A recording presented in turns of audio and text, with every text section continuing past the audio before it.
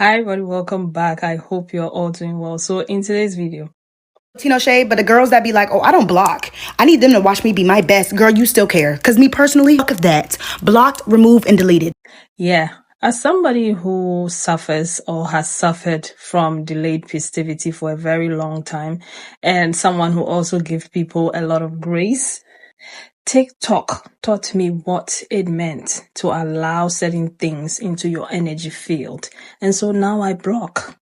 I block without thinking. Like, if you're going to come here with your shade, with your hate, with your playing in my face, like, I don't have time to entertain that. I'm not going to sit around and watch you come here, disrespect me, and have me go home and think whether you were trying to disrespect me or not. I don't have time for that. And so I block. Younger Priscilla, I would have sat around and allowed you to do whatever, because I'll say, oh, maybe you didn't mean it that way. Maybe, I'm just blowing things out of proportion. But I've come to realize that I have been gaslighted a lot in my life to accept certain wrongdoings from certain people. So I don't accept shade.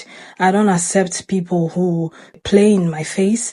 I block accordingly. I don't care what it looks like anymore. You can call me childish. You can call me whatever you want to call me.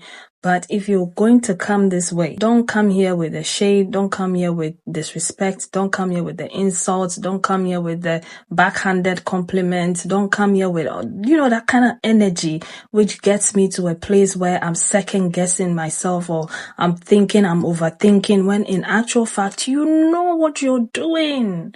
You know what you're doing. You know that was meant to get under my skin. You know you were throwing jabs at me. You know you are trying to trigger me, right? So don't punch and then go and hide. I'm going to block you. Okay, so you can call me whatever, but let me know. Do you block people? Do you not block people? Explain why you don't block people in the comment section. Explain why you block people in the comment section. Let's get into some of the opinions of others. I'm going to come back and talk some more. Let me tell y'all something. I will block somebody in a heartbeat. And it's not because I'm too sensitive or I get triggered easily. It's a simple fact. I'm not going to allow your negative energy to enter into my energetic field. I'm not spreading hate, so I'm not accepting it. If you want to be negative and throw shade, take that over to the shade room, because my page is not for that. And here's the thing. I have no problem with somebody disagreeing with me. We could even have a healthy debate, but it's a difference between disagreeing and disrespecting. Once you cross that line and you start throwing shade and being passive aggressive, I'm blocking you, because my energy is too precious to be engaging in some foolishness. I don't block. I need them to watch me be my best. Girl, you still care. Because me. Nah, for real though. I've never understood this type of thing, especially like after a breakup, after whatever happened in people's life. Like, why is it that people do that? No, I want them to watch my life. No, let them question your life. Let them wonder what you're doing. Let them always have you on your mind. You let them see your life. Just let them into your life. Make it make sense. Girls that be like, oh, I don't block. I need them to watch me be my best. Girl, you still care. Because me personally, fuck that.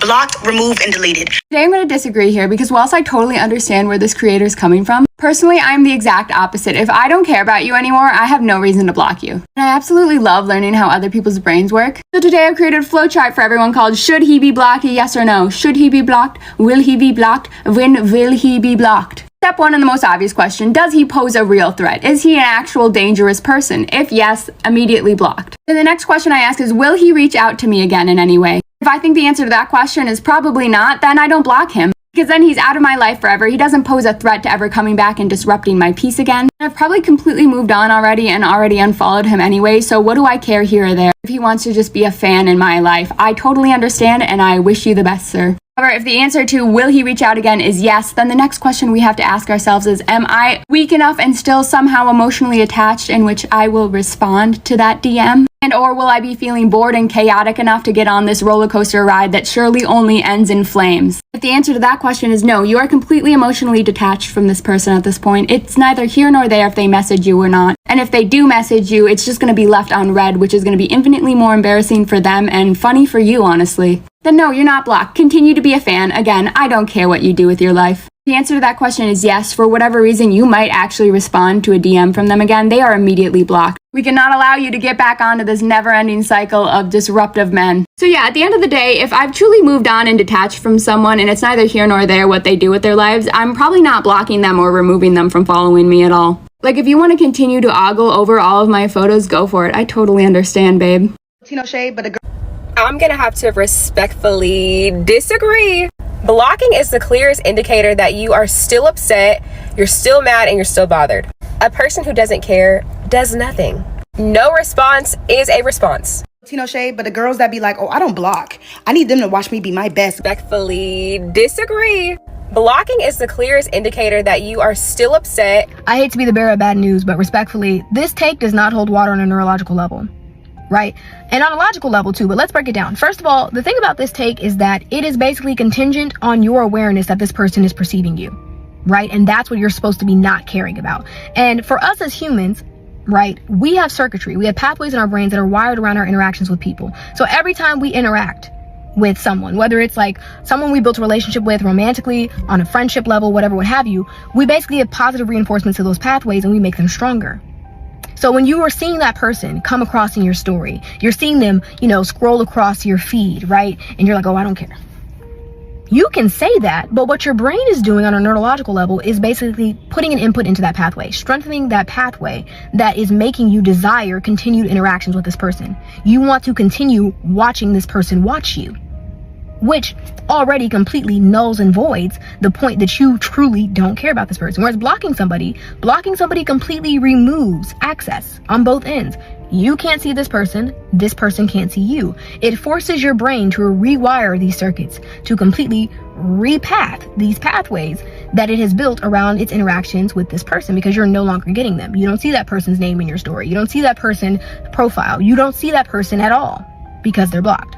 That is how you truly show apathy. That is how you truly become apathetic. Because as long as you still have and are continuing to reinforce these circuits and pathways that you've built around these people or whatever, this person that you've been interacting with, you will not be able to not care about that person, because you will still be strengthening the pathways that you have around this person. So on a neurological level, all this mental gymnastics aside about, well, if you block them, it shows them this. If you block, no, block them, baby. If you really are trying to like completely, out of sight, out of mind, really rewire something, blocking them is probably your best bet. Block them because what I was going to do was protect my peace, and my peace has been protected since 2020.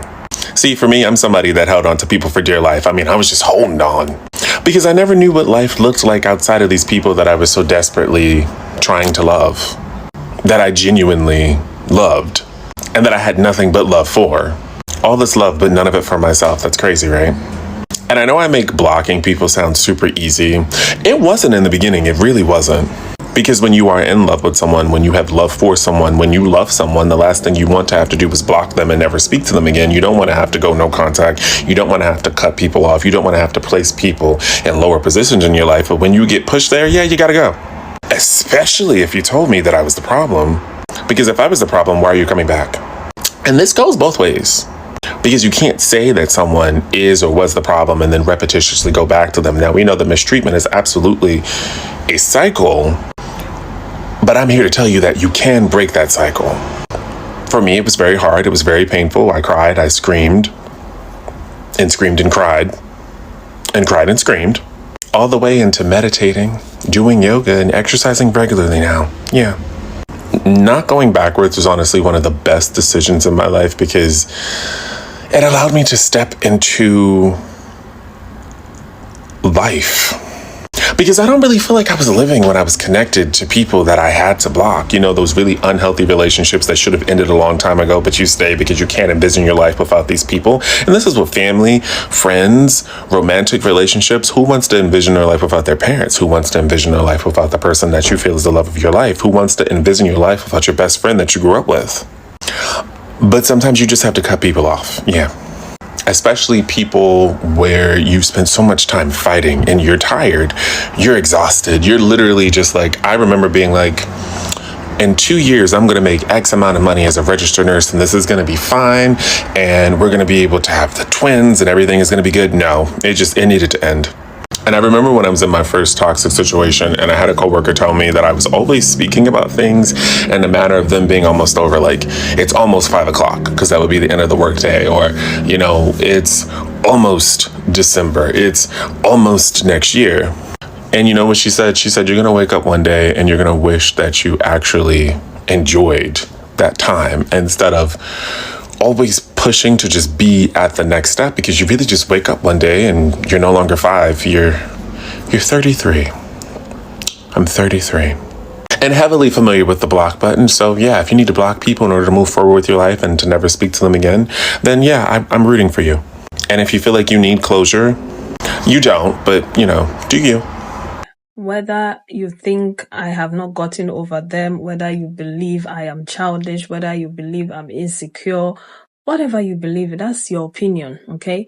What I feel about myself and how you behave or what your behavior was spelling to me is also valid, okay? If I can see that you are one of those people, especially those are people who do not have a station. They are friends with everybody. They don't have a station. They don't have no loyalty to anybody. You know, one second they are here, the next second they are there. They are friends with you, but they are not friends with you like that. They are, I don't play with people like that. The moment I realize that you are, you know, like a fly, you always everywhere. Bye bye. I can't have you in my space because I can't trust you. I need people that I can trust. I need people who can emotionally regulate and communicate without throwing shade, without insulting, without trying to get under your skin, without trying to trigger you, without trying to get you to fight with them, without trying to get you to go back and forth. I mean, I do agree that at a certain age we should understand that we would disagree, and we should agree to disagree, and that's fine. As for relationships ending, I mean, if you choose to entertain your ex, then he must be like, maybe you ended on good terms, and so, you know, he's there and he's doing whatever. He does not bother you, you don't bother them. That's fine. Okay. But, if it didn't end so well, like, why do you want to keep them there? Oh, I want them to see that I'm doing what. There's no need for it. They don't care. They never cared about you, and they won't care even after you've left. Some people do care, but not all everybody. And there's no need for you to be going, in my humble opinion, that for you to be, you know, living a life just for them to see that, you know, something is happening in your life. There's no need. In my opinion, I feel like you've not gotten over them, okay? But I may be wrong. So let me know your thoughts about all of this in the comment section. Thank you so much for watching, and I'll see you again with another video. Take care of yourselves. Bye.